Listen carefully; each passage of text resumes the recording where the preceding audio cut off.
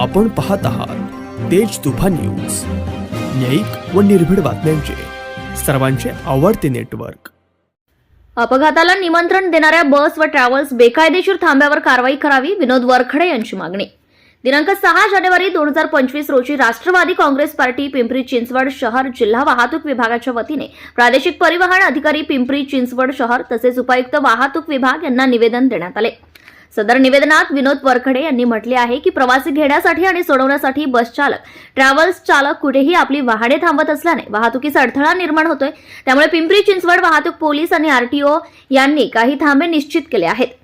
मात्र बस चालक व ट्रॅव्हल्स चालक प्रवासी घेण्यासाठी कुठेही थांबत आहे, त्यामुळे अपघातात मोठ्या प्रमाणात होत असून वाहतूक कोंडीत भर पडत आहे। दैनंदिन वाहतूकदारांना त्याचा फटकाही बसतो। नागरिक आपल्या गावी ये जा करण्यासाठी प्रामुख्याने खासगी बस व ट्रॅव्हल्सचा वापर करतात।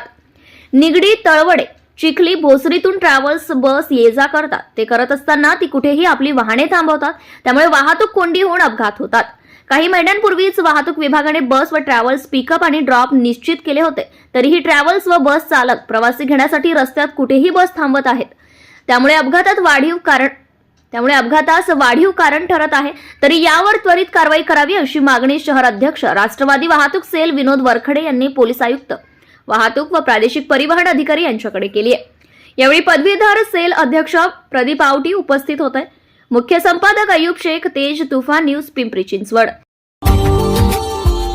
Subscribe now and press the bell icon. Never miss an update.